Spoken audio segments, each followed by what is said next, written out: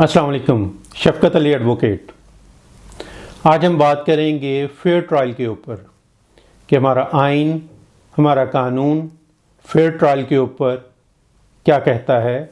हमारे आइन का आर्टिकल 10A जो कि फेयर ट्रायल को डील करता है, वो ये कहता है कि article 10A right to fair trial for the determination of his civil rights and obligations or in any criminal charge against him, a person shall be entitled to a fair trial and due process.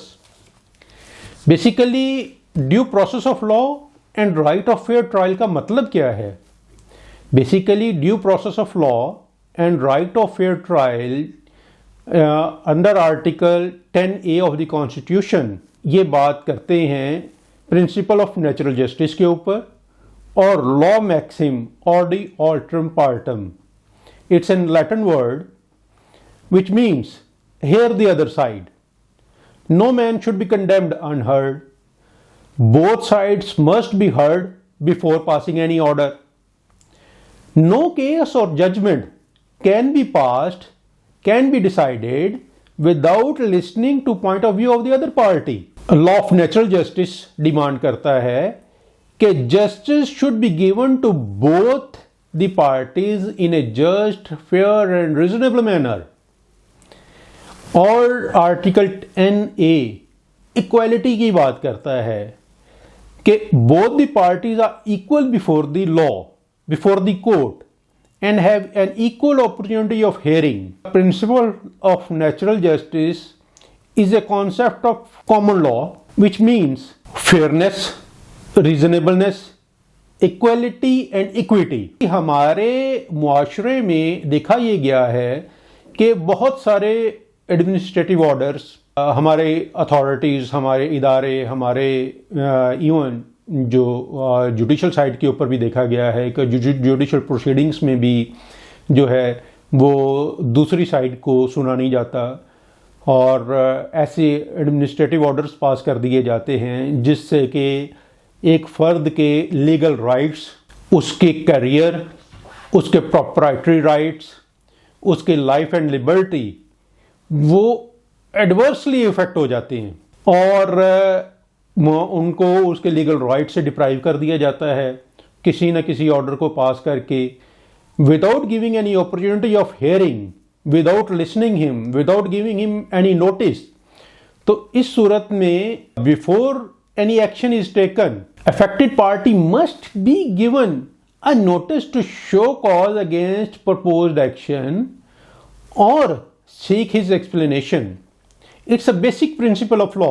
And इसमें मज़ीद जो है हमारी जो superior courts हैं उनकी जो आरा हैं, जो उनके जो प्रेसिडेंट्स हैं, वो ये कहते हैं 2014 PLD 585 Supreme Court Principle, Law Maxim, Ordi Alterum Partem, Principle, Scope and Applicability, Principle of Ordi Alterum Partem, or that nobody should be condemned unheard was a principle of natural justice. इसी तरह से दूसरी judgement है 2011 PLD 540 Supreme Court, Cancellation of Plot. इसमें भी ये इसी principal को अडॉप्ट किया गया कि एक बंदे का प्लॉट जो है वो उस बगैर सुने, बगैर उसको एक अपॉर्चुनिटी ऑफ हियरिंग दिए उसको कैंसिल कर दिया गया और सुप्रीम कोर्ट तक केस गया और उसमें फिर उन्होंने होल्ड किया कि ये कंडेम्ड अनहर्ड है और cancellation order was without lawful authority है और उसको डिक्लेयर किया गया कि ये ऑर्डर जो है विदाउट लॉफुल अथॉरिटी है। इसी तरह से 2010 PLD 623 सुप्रीम कोर्ट जजमेंट है, nobody should be condemned unheard. No adverse order commencing his rights can be passed against any party without hearing him. इसी तरह से अगर हम देखते हैं 2008 SCMR 1369 Supreme Court dismissal from service, non-holding of departmental inquiry, violation of principle of natural justice, effect held in case of imposing a major penalty.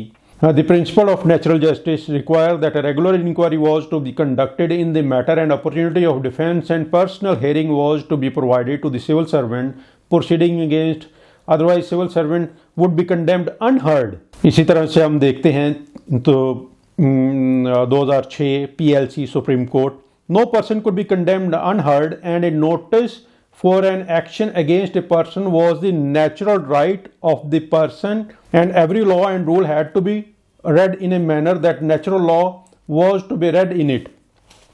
इसी तरह से बड़ी इंपॉर्टेंट जजमेंट है 2021 MLD 497 supreme court, cases to be decided on merits after hearing both the sides and nobody should be condemned unheard.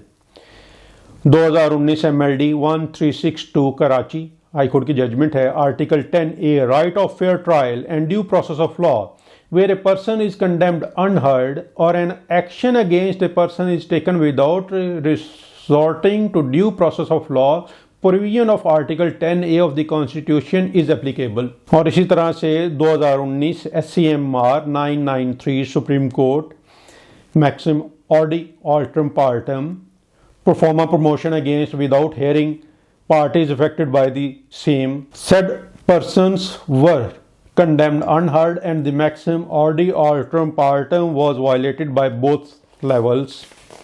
और इसी तरह से 2019 CLC 1141 Lahore high court की जजमेंट है, इसमें allotment of land in favor of petitioner was cancelled by appellate authority in revenue hierarchy.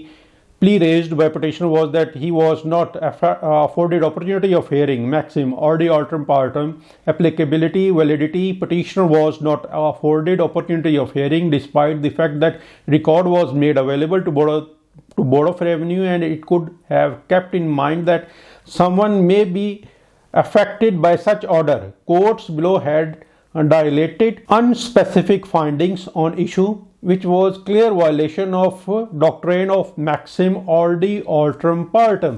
तो कोई भी ऑर्डर जो कि without giving any opportunity of hearing जो है वो पास किया जाता है, या हम कह सकते हैं कि any order pass without giving notice is against the principle of natural justice and is a void ab initio order.